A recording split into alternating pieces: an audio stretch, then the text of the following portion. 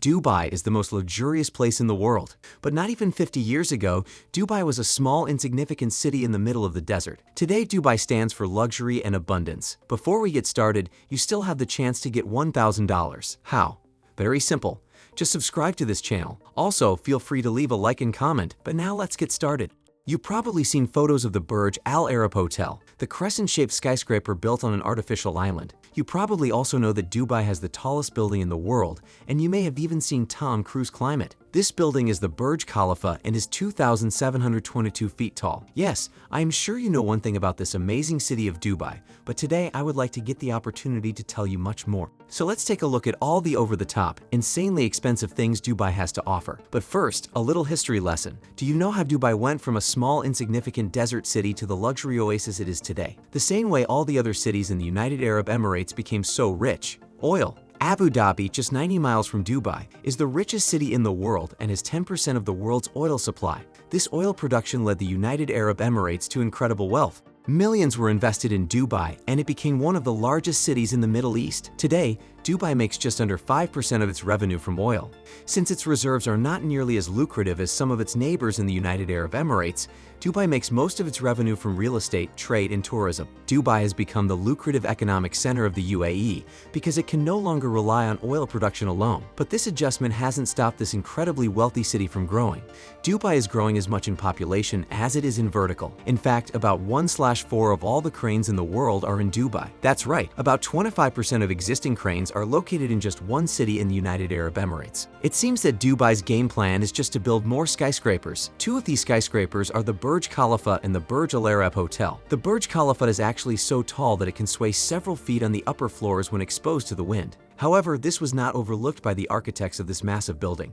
The Burj Khalifa was designed so that the sway would be too slow to even be noticed. The Burj Al Arab is a gigantic luxury 5-star hotel just a few hundred meters from the land. The Al Arab is the 5th tallest hotel in the world thanks to its unique shape. The hotel is 56 stories high. It is officially labeled as a 5-star hotel, but some have given this stunning building the highest honor of 7 stars. This 7-star label is up for debate, as the authority on luxury hotels has not been agreed upon. 7 stars or not, this hotel is simply stunning. If you want to spend a night in the royal suite, it will cost you circa $24,000. The interior of the Burj Al Arab is adorned with about 1,790 square meters of 24-karat gold leaf, but even that can't detract from the magnificent views of the immaculate city and the picture-perfect Gulf. Besides extremely tall buildings, the city is keen on building artificial islands. Both the Palm Islands and the World Islands are two incredibly ambitious projects that were realized with the help of a whole lot of money. Not only did the Palm Islands cost $12 billion to build, but it also required 9 to 4 million cubic meters of sand. For comparison,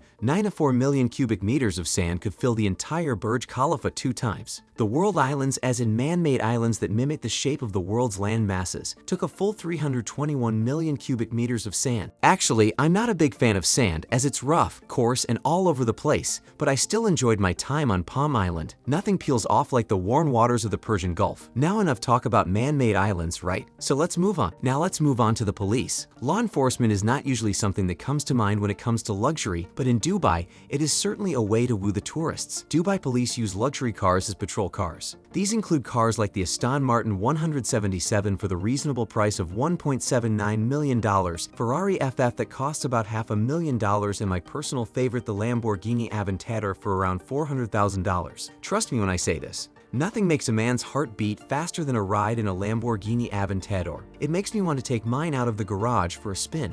Anyway, the use of these spectacular cars is just Dubai being Dubai. But hey, Dubai is the 8th safest city in the world, so more power to them. It's not just because of the supercars. Of course, the UAE in general has a pretty strong loss because of the Islamic constitutional monarchy that the Emirates government runs. Dubai also has some Sharia laws, so if you are on vacation with your girlfriend, be careful that the two of you don't get caught making out, or you could be deported. However, due to the extremely high volume of tourism, some places in Dubai are much more open.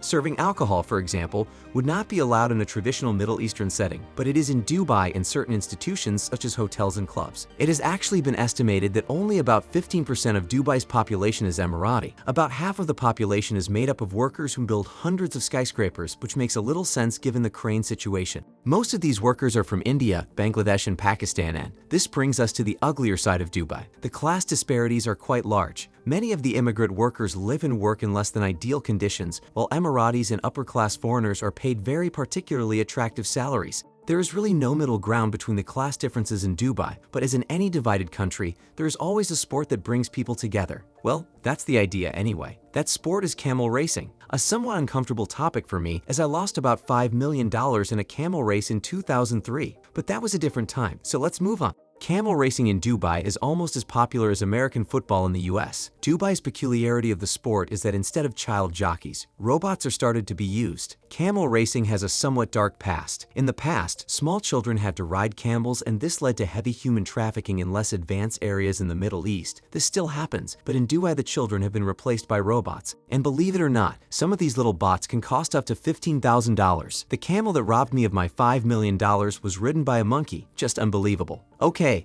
let's move on to another topic. Dubai has some pretty crazy plans for the future. Dubai is planning to build a fully air-conditioned area of the city that will span 4.3 miles. It was announced when Dubai's ruler Sheikh Mohammed bin Rashid Al Maktoum unveiled plans for the world's shopping mall. It is to be a 48 million square foot mall of the world. This miniature city will have a retractable dome and will not only serve as a giant mall, but will also contain apartments and hotels, as well as streets and parks. The idea makes sense, considering that Dubai regularly reaches temperatures of 115 degrees Fahrenheit, but the idea starts to make less sense again when you consider the cost. The cost hasn't been officially determined yet, but estimates put it in the tens of billions of dollars. And remember, the price tag would be much higher if the workers weren't so terribly underpaid. As Dubai has grown at such a rate, it has never developed a standard address system. In fact, until 2015, instead of an address line on an address label, there was a place for residents to draw a map or write specific instructions. Fortunately, they set up 10-digit numbers to serve as addresses, and I'm sure it's much easier to be a mail carrier in Dubai these days. And to top it all off nicely, there is now the fact that will probably please most of you,